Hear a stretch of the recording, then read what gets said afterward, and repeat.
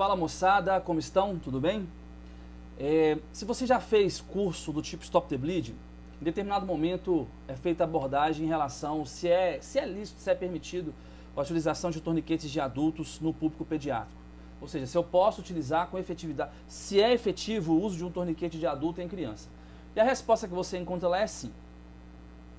É assim em diversos cursos. As informações são passadas, as informações são disseminadas, o professor ou o instrutor passa aquela informação, o aluno recebe aquela informação, e muitas vezes não se pergunta, da onde saiu isso?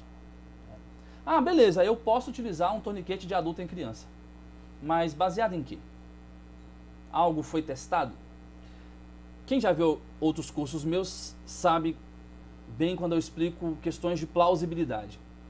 Nem tudo que é plausível se converte em uma hipótese confirmada na prática. Eu posso suspeitar que algo, devido à plausibilidade, vai ser de determinada forma.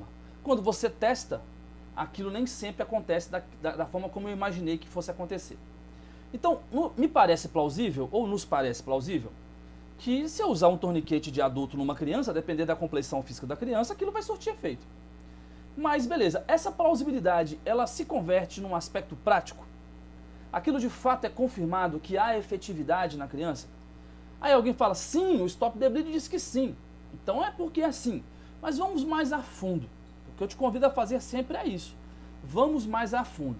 E outras pessoas já assistiram outros cursos meus, já viram falando também, não acredite no que eu digo. Você não precisa acreditar no que eu digo, inclusive eu faço questão de você não acreditar no que eu digo, porque ao não acreditar no que eu digo, você vai tentar me contestar. E ao tentar me contestar, ou você se depara com uma pesquisa que confirma o que você ouviu, ou você se depara com uma pesquisa que contradiz aquilo que você ouviu. Ou seja, você se movimentou. Você se movimentou no seu estudo, você se movimentou na busca da melhor evidência para aquilo e que está sendo proposto naquele momento. O que eu quero partir da hipótese aqui eu posso utilizar, baseado no que a gente aprende, eu posso utilizar torniquete de adulto em criança, e aí a partir disso, eu quero trazer para você um artigo que tem esse seguinte título, né? Torniquete de adulto para uso em crianças em idade escolar na emergência. Uma emergência com criança em idade escolar, ou seja, especificamente, torniquete é para grandes sangramentos. Então, imagina-se que essas crianças em idade escolar estejam sangrando, e aí eu posso utilizar um torniquete de adulto para essas pessoas? Então, a pergunta é justamente essa, a hipótese é essa. Torniquete CAT é efetivo para controlar hemorragias em crianças com idade escolar? E aí eu quero desde já chamar a sua atenção para uma coisa, torniquete CAT, porque eu vou voltar nisso quando nós estivermos discutindo os resultados desse artigo em questão. Torniquete CAT pode ser utilizado em criança em idade escolar com efetividade, porque ele vai ter efetividade se for utilizado. Então fica atenção, chama a sua atenção para isso, o torniquete CAT. Lá na frente a gente volta para falar a respeito disso. Qual foi o método utilizado para esse artigo, tudo bem? Então vamos lá, vamos esmiuçar isso. Ao todo foram 60 voluntários, tudo bem? Eles não descrevem se tinha mais ou menos mais voluntários e ao final se perdeu, né? O segmento, o follow-up, se no final houve perda de alguém. Então, no final de tudo, são 60 voluntários estudados. Que voluntários são esses? Crianças em idade escolar, e essa idade escolar eles delimitam como de 6 a 16 anos. Qual é a intervenção proposta nesse público especificamente?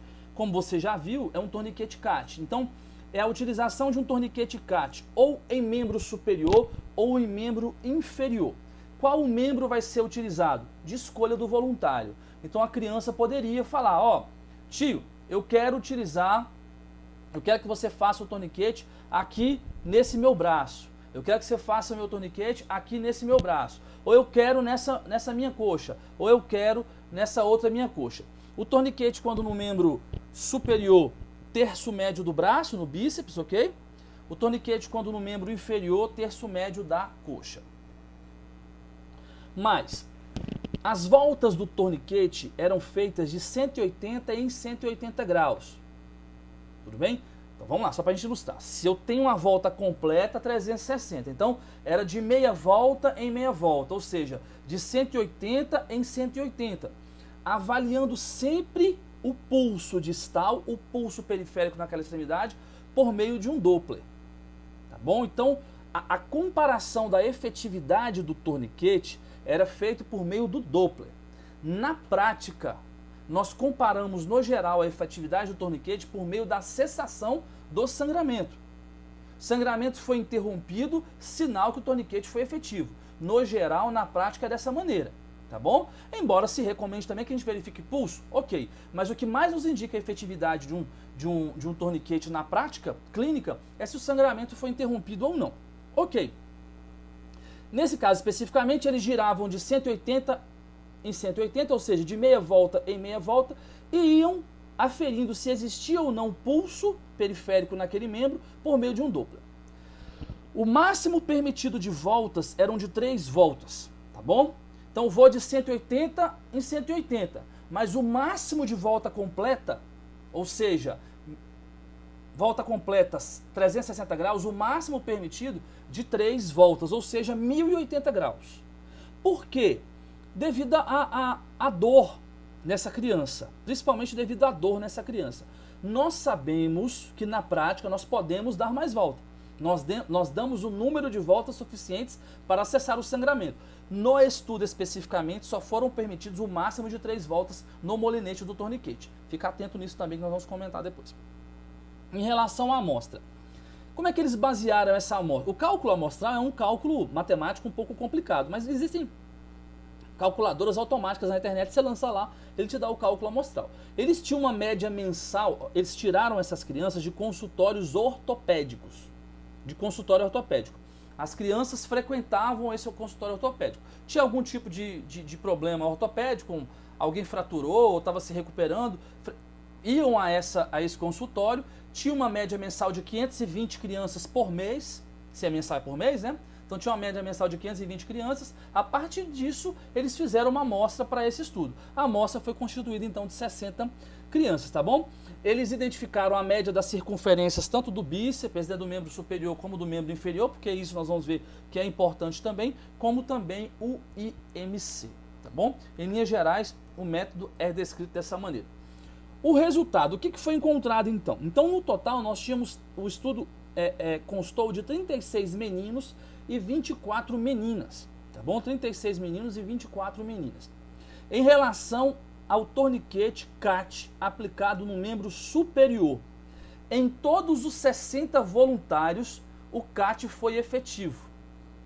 Aí eu te pergunto, foi efetivo porque parou o sangramento? Não, essas crianças não estavam sangrando. Foi efetivo porque, ao aplicar o CAT nesse membro superior, através do Doppler, foi identificado que houve cessação do pulso radial naquela extremidade, do pulso periférico naquela extremidade. Tudo bem? Então, quando aplicado no membro superior, houve sucesso, efetividade na interrupção do pulso nos 60 voluntários presentes, ou seja, nos 36 meninos e nas 24 meninas.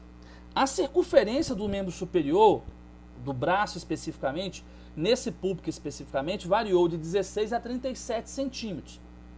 Mais voltas foram necessárias, tá bom?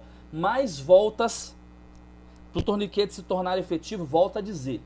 A efetividade desse estudo era medida pela ausência do pulso radial, pela ausência do pulso periférico.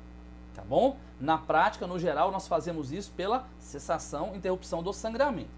Então, mais voltas eram necessários para interromper o pulso periférico.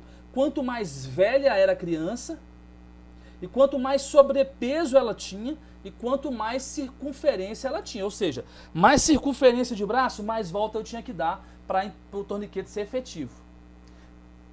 Mais circunferência de braço é esperada em crianças mais velhas, então tem uma relação maior, mas também tem relação ao sobrepeso. Os autores são enfáticos em dizer que o público em questão é um público de crianças escolares americanas, que normalmente se há sobrepeso. Tudo bem? Ou seja, se há sobrepeso, há mais circunferência naquele local, ou de coxa ou de braço, mais voltas são necessárias no torniquete, no molinete do torniquete, para que haja efetividade. Em relação aos membros inferiores, isso é mais pronunciado ainda. Vamos lá, pessoal. Se no braço, em todos os 60 voluntários, o torniquete foi efetivo, no membro inferior a gente já não observou tanto isso, tá bom? Embora o sucesso, a efetividade tenha sido alta, nós tivemos falha em algumas crianças. Vamos lá. 56 crianças das 60, o pulso periférico foi ausente, ou seja, se considerou que o torniquete foi efetivo, em 56. Ora, e essas 4 crianças? Já a gente fala por que essas 4 crianças não teve efetividade, ou as relações em relação a essa efetividade. Em relação à coxa, a circunferência da coxa variou de 26 a 55,5 centímetros, tá bom?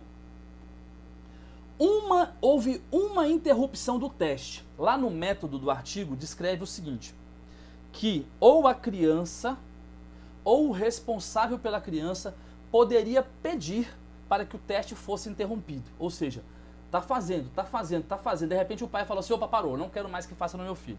Ia parar. Ou a criança falava, oh, não, para, tá me incomodando, tá doendo, ia parar. Houve um caso. Uma criança pediu para parar em decorrência de dor quando tinha 2,5 voltas do molinete. Torceu uma, torceu 2 voltas. Na outra metade da terceira volta, ela, ai, tá doendo. Parou o teste. Parou o teste. Ou seja, nessa criança especificamente, não houve efetividade do torniquete, mas se interrompeu antes. E em 3, esse torniquete não foi efetivo mesmo após 3 voltas. Lembrando para você, o limite máximo de aplicação do torniquete nesse estudo eram de 3 voltas. Deu 3 voltas nessas 3 crianças e não houve sucesso em relação à aplicação desses torniquetes. Vamos lá, vamos conversar um pouco sobre isso. Primeiro, pessoal, eu posso aplicar o torniquete com efetividade de adultos em crianças? A orientação geral é que sim, tudo bem? É que sim. Esse estudo especificamente trabalha o CAT. O CAT é um tipo específico de modelo de torniquete, embora siga os mesmos princípios, é um modelo de torniquete.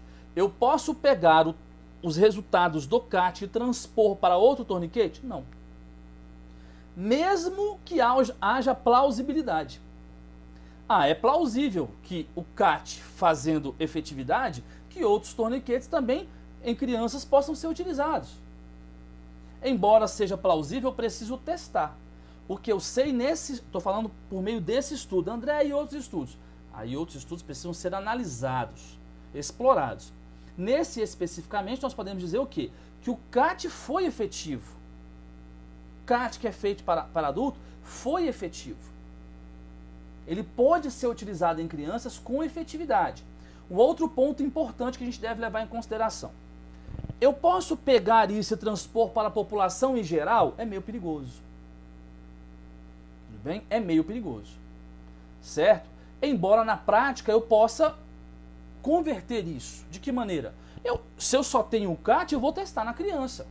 Uma criança está sangrando, eu só tenho o CAT, obviamente que eu vou testá-la. Se ele vai ser efetivo ou não naquela criança, são outros 500. Por que eu estou dizendo isso? Porque eles tiram uma amostra com base em um consultório de ortopedia. Eu posso dizer que esse resultado desse artigo vai se repetir, tem grande probabilidade de se repetir na população em geral, aí a gente tem que testar. Tudo bem? Eu não posso pegar esse artigo falando, tá vendo, ó, sair abanando ele, tá vendo, a gente pode sair. Não é bem assim. Agora, é um bom indicativo de que nesse público em geral, esse público especificamente do artigo, o CAT foi efetivo. Mas presta atenção, o CAT, e aí você pode estar se fazendo a pergunta, e aquelas 3 crianças em que ele não parou? Perceba, o artigo tem um viés importante. Ele limita o número de voltas em 3. beleza? Ele limita o número de voltas em 3. Se com 3 voltas, na prática, se com 3 voltas eu não consigo cessar um sangramento, o que eu faço? Eu dou a 4ª volta. No estudo, isso não era permitido. Mas é de se esperar que se o estudo permitisse a 4ª volta, que poderia haver a interrupção do sangramento. Então é um viés importante, é uma limitação importante desse estudo. A primeira limitação que se tem é que o público é específico de um consultório de ortopedia pediátrica. Eu não posso afirmar que isso se repetirá na população pediátrica em geral. A outra limitação é que ele limita em 3 voltas. Mas é uma limitação boa de se analisar, né? Porque essas 3 crianças não tiveram sucesso nessas 3 crianças. Mas provavelmente se eu tivesse dado a 4ª volta, poderia interromper esse sangramento. Isso pra gente é importante quando a gente vai construir protocolos, procedimentos em relação à criança. Eu estou fazendo um procedimento operacional padrão, uma diretriz em que vai prever o uso de torniquete. Eu vou usar só para adulto? Obviamente que não.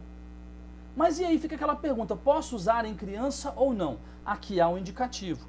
Eu tenho em relação ao CAT, nesse público especificamente, uma efetividade bem satisfatória, de 100%, em membro superior e de 93% em membros inferiores. Tudo bem? Esse artigo, para quem quiser procurar, é esse artigo aqui, ok? Do Hark e esses colaboradores, publicado na revista Pediatrics, de 2019, tá bom? Um artigo razoavelmente recente, mas que trago para vocês, recente e trago para vocês, para que a gente possa fazer esses novos trabalhos de exploração de algumas literaturas que nos surgem em relação à emergência. Se você tiver algum artigo em emergência, fala assim, eu queria que você trabalhasse esse artigo. Se for um artigo razoável para que a gente possa trabalhar, a gente grava também, tá bom? Para que numa próxima oportunidade a gente possa trazer também outras análises. Beleza, pessoal? Forte abraço, até a próxima.